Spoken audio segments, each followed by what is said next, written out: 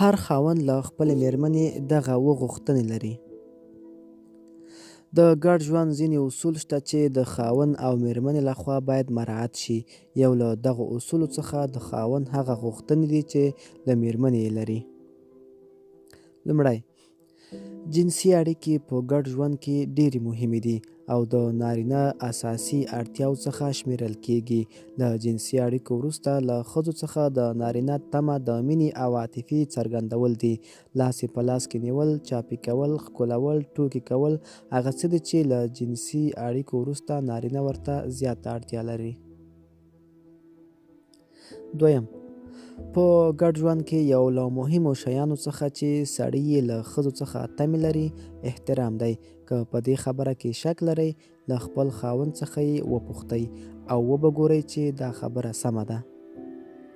د خاوند احترام یوازې دا نه دی چې مېرمن یې ورته په پښو ودرېږي، بلکې دا چې د خپل خاوند له ځینو عقایدو، افکارو او احساساتو سره ځان عیار او زیاته مداخله پکې ونه کړي. دغه لارې چارې د دې ښکارندویونه کوي چې له یو بل څخه راضي دي. کله چې خاوند له کومې ستونزې سره مخ شي، هغه ته ډاډ ورکړئ او ستاینه یې وکړئ او په داسې حالاتو کې د هغې په خوا کې واوسئ.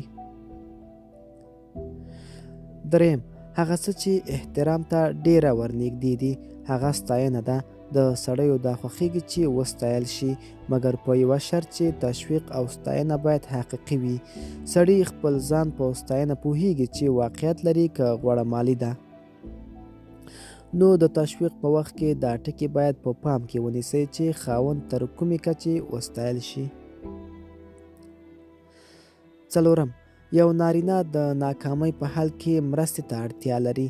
نو دا چې مېرمن یې ورټئ او چغې ورباندې ووهئ، د خپل خاوند اړین رازونه، شکایتونه، ګیلې باید بهر یونسئ. ژوند داسې لوبه ده چې تل به ګټونکي نه یې، کله کله به ماتې هم پکې خورئ. پنځم، د یوې ښځې ښکلا او سینګار زیات د دې لپاره وي چې خاوند یې ورسره خوشحاله او آرامه وي. کله کله داسې کېږي چې ښځه په خپل ذوق او غوښتنه ځان سینګاروي، خو کیدای شي داسې وخت راشي چې دغه سینګار د خاوند په طبیعت او ذوق برابر نه وي. نو که چیرې په دې برخه کې د خاوند طبیعت او غوښتنه په پام کې ونیول شي، لا به ښه وي.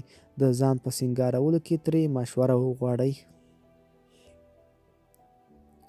شپږم، زیاتره نارینه د ورځې په اوږدو کې د خپل کار له امله ستړي او ستومانه وي او همیشه یې له خولې سختې خبرې او شکایتونه وځي. نو په داسې حال کې له خاوند سره بحث او جنجال مه کوئ. په داسې بحثونو او جنجال په انسان کې ریښه پیدا کوي او وروسته په شخړه او بیلتون پای ته رسیږي. اووم، ارواپوه آنکورولي مېرمنو ته سپارښتنه کوي که چیرته مو خاوند له چا سره اړیکې نیسي، له چا سره لیدنې لري، نو په دې وخت کې دې زړه ته نه خورئ.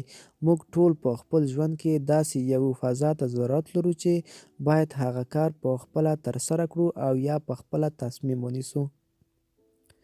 ځینې وخت نارینه د خپلو مېرمنو لخوا تر جدي څارنې لاندې وي او ټولې چارې یې څاري او بار بار یې پوښتنې. په داسې حالاتو کې مېرمن له خپل خاوند پوښتي، له چا سره دې خبرې کولې، ولې دې ځنډ کړی، چیرته تللی وې، پیسې دې څه کړلې، ولې دې حالت بدل دی او ځینې نور. په دې وخت کې باید ښځه پوه شي چې د ژوند او کاروبار کولو لپاره هر ډول احتمالات او رازونه شته چې باید ترسره او وستایل شي.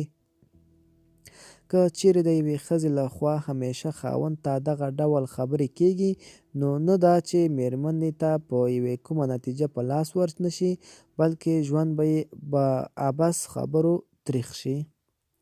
ملګرو، دا وه زموږ ویډیو. د لا ښکلو ویډیوګانو لپاره زموږ چینل در سره سبسکرایب کړئ.